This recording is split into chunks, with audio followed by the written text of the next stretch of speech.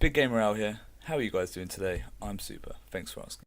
So today guys, I wanted to bring you a quick review and buyer's guide for Bloody Zombies. So that's a game that's currently available for PlayStation 4, Xbox One, PC and more importantly PlayStation VR.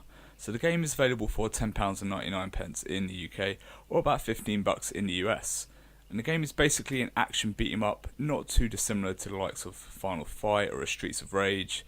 And it also has co-op, a lot like those games, and this is quite a nice way to play the game as well.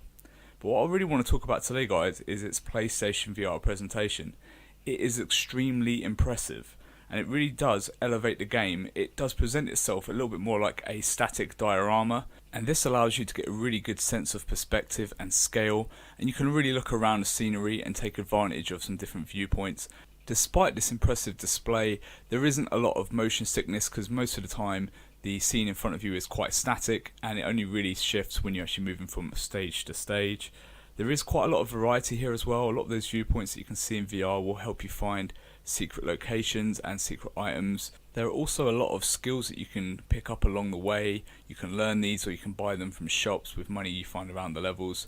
And there's a very large variety of enemy types as well. Some of these can sometimes present themselves as bosses and then they will reappear later in levels as mini bosses. You've got your usual types: high health, exploding enemies, enemies with range attacks and the like. And this really helps keep what is, a generic beat 'em up at times from getting stale or feeling run of the mill.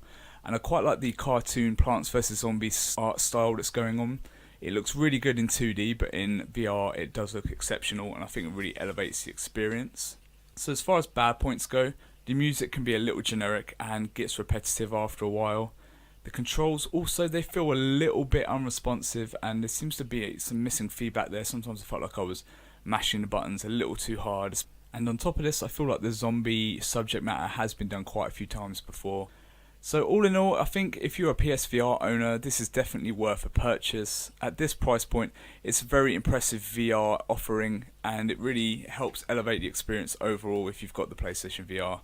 I think with the issues that I've mentioned before, if you're playing in 2D, maybe on your Xbox One or your PC, and you're not playing in VR, maybe these will stand out a little bit more to you, and maybe this would have made more sense at $10. So all in all, I'm going to give this game a 6.5 out of 10, and it is a good game. So guys, if you found this interesting, if you found this review informative at all, feel free to like, comment and subscribe, and I'll see you next week. Cheers.